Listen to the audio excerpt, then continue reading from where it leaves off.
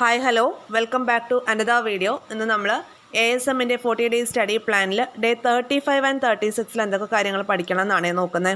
അപ്പോൾ നല്ല മഴയാണ്, ബാക്ക്ഗ്രൗണ്ടിൽ സൗണ്ട് ഒരു ഡിസ്റ്റർബൻസ് ഉണ്ടാവും മഴയുടെ. മഴ മാറിയിട്ട് റെക്കോർഡ് ചെയ്യാമെന്ന് വെച്ചാൽ അത് നടക്കും തോന്നുന്നില്ല, അപ്പോൾ അതുകൊണ്ടാണ് കണ്ടിന്യൂ ചെയ്യുന്നത് കേട്ടോ. അപ്പോൾ അതൊന്നും സാരാക്കണ്ട. അപ്പോൾ ഡേ 35 എന്തൊക്കെ കാര്യങ്ങൾ പഠിക്കണം എന്ന് നോക്കാം.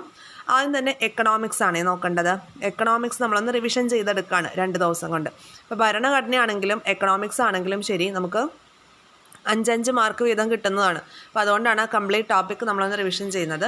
എക്കണോമിക്സിൽ നമ്മൾ പഠിക്കേണ്ടത് ഇന്ത്യയുടെ സാമ്പത്തിക രംഗം മുതൽ നീതി ആയോഗ് വരെയുള്ള നമ്മളുടെ സിലബസിൽ തന്നിട്ടുള്ള കാര്യങ്ങൾ സിലബസ് എടുത്ത് വയ്ക്കുക. എന്നിട്ട് ഇന്ത്യയുടെ സാമ്പത്തിക രംഗം മുതൽ നീതി ആയോഗ് വരെയുള്ള അത്രയും ടോപ്പിക്സ് ഉണ്ടല്ലോ, അത് പഠിക്കുക കേട്ടോ. ഇതൊക്കെയാണ് ടോപ്പിക്സ് വരുന്നത്. ഇന്ത്യ, സാമ്പത്തിക രംഗം, അതുപോലെ പഞ്ചവത്സര പദ്ധതികൾ, പ്ലാനിംഗ് കമ്മീഷന്, നീതി ആയോഗ്, ഇത്രയും കാര്യങ്ങൾ പഠിക്കാം കേട്ടോ. അതിൻ്റെ ബാക്കിയുള്ളത് നമുക്ക് തൊട്ടടുത്ത ദിവസത്തേക്കായിട്ട് ഡേ 36 പഠിക്കാം. പിന്നെ കറണ്ട് അഫയേഴ്സിലേക്ക് വരുമ്പോൾ ജാനുവരി, ഫെബ്രുവരി, മാർച്ച് 2025. അപ്പോൾ കറണ്ട് അഫയേഴ്സ് ഓൾട്ടർനേറ്റീവ് ഡേയ്സ് അല്ലേന്നൊന്നും ഇനി അങ്ങോട്ട് ചോദിക്കേണ്ട, കാരണം അടുത്തെത്തി, നമ്മൾ എക്സാമിന് അടുത്തെത്തി. അപ്പോൾ വേഗം നമുക്ക് അതൊന്ന് റിവൈസ് ചെയ്തെടുക്കണം. അപ്പോൾ അതിനൊക്കെ വേണ്ടിയിട്ടാണ് കറണ്ട് അഫയേഴ്സ് ഇൻക്ലൂഡ് ചെയ്തിരിക്കുന്നത്. പിന്നെ ഇംഗ്ലീഷിൽ നമ്മൾ മെം സീരീസ് തന്നെ കണ്ടിന്യൂ ചെയ്യുക. പ്രയാണം ഇന്നലകളിലൂടെ എന്ന ടെലഗ്രാം ചാനലിൽ ഫയൽസിൽ പോകുക. അവിടെ മെം 2.0 എന്ന് പറഞ്ഞ ഫയലിൽ ഇംഗ്ലീഷ് നിങ്ങൾ എടുത്ത് വെച്ച് റിവൈസ് ചെയ്യുക കേട്ടോ.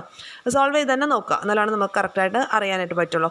എന്നിട്ട് റോങ് ആയിട്ട് വരുന്നത് നിങ്ങളുടെ ടോപ്പിക്കിലേക്ക് പോയിട്ട് എന്തുകൊണ്ട് റോങ് ആയി എന്നുള്ളത് കണ്ടെത്തുക.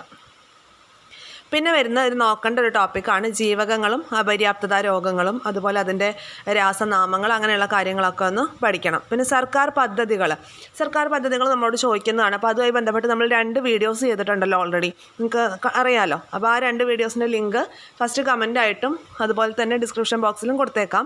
നിങ്ങളത് കാണണം തീർച്ചയായിട്ടും. കാരണം 2024 ഓൾമോസ്റ്റ് എല്ലാ പദ്ധതികളുമാണ് അതിൽ വന്നിട്ടുള്ളത് കേട്ടോ. 25ൻ്റെ കറണ്ട് അഫയേഴ്സ് നമ്മൾ ചെയ്തിട്ടില്ല പദ്ധതികളുമായി ബന്ധപ്പെട്ടിട്ട്. ഈ 2 വീഡിയോ നിങ്ങൾ നിർബന്ധമായിട്ടും കാണണം. എക്സാമിന് മുന്നേ തന്നെ തീർച്ചയായിട്ടും ഈ 2 വീഡിയോസും കാണാം. ഇത്രയാണ് ഡേ 35 പഠിക്കേണ്ടത്.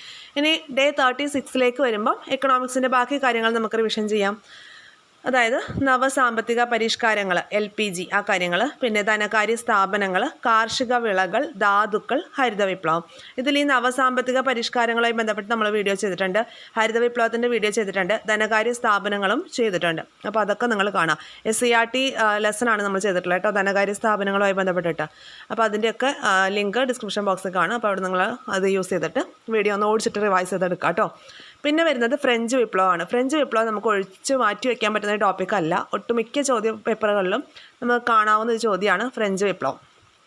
പിന്നെ നിങ്ങൾ റിവൈസ് ചെയ്യേണ്ട ഒരു ലെസൺ 10th സ്റ്റാൻഡേർഡിലെ ഹിസ്റ്ററി, ഓൾഡ് SCERT ആണ്. അതിൽ സ്വാതന്ത്ര്യാനന്തര ഇന്ത്യ എന്ന് പറഞ്ഞാൽ നമ്മുടെ സ്വന്തം ഒരു ചാപ്റ്റർ ഉണ്ടല്ലോ, അത് ഒന്ന് ഓടിച്ചിട്ട് വായിച്ചെടുക്കുക കേട്ടോ. പിന്നെ മലയാളം, മാത്സ്, മെം സീരീസ് കണ്ടിന്യൂ ചെയ്യുക.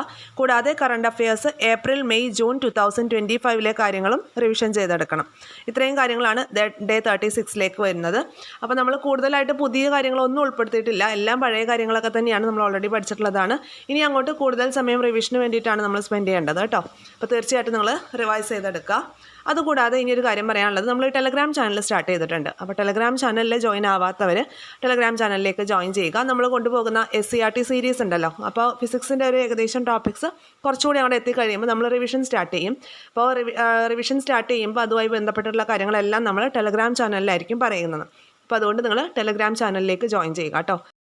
അതുപോലെ നമ്മുടെ SCERT സീരീസ് ഇതുവരെയും ഫോളോ ചെയ്യാത്ത ആളുകൾ തീർച്ചയായിട്ടും അത് ഫോളോ ചെയ്ത് തുടങ്ങുക കേട്ടോ. ഏതൊരു എക്സാമിനാണെങ്കിലും നിങ്ങൾക്ക് SCERTയുടെ പ്രാധാന്യം ഞാൻ പറയാൻ നിങ്ങൾക്ക് അറിയുന്ന കാര്യമാണ്. എടുത്തെടുത്ത ഓരോ വീഡിയോയിലും ഞാനത് പറഞ്ഞുകൊണ്ടിരിക്കുന്നത് നിങ്ങൾക്ക് യൂസ്ഫുൾ ആവാൻ വേണ്ടി തന്നെയാണ്.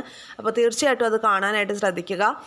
അതുപോലെ PSC എക്സാമിന് പ്രിപ്പയർ ചെയ്യുന്ന നമ്മുടെ ഫ്രണ്ട് സർക്കിളിലേക്ക് കൂടി നമ്മുടെ ചാനലും നമ്മുടെ SCERT സീരീസും നമ്മുടെ ടെലഗ്രാം ചാനലിൻ്റെ ലിങ്കും ഒക്കെ ഒന്ന് ഷെയർ ചെയ്ത് എത്തിച്ചു കൊടുക്കുക കേട്ടോ. ഇത്രയൊക്കെ കാര്യങ്ങളാണ് പറയാനുള്ളത്. Thank you all.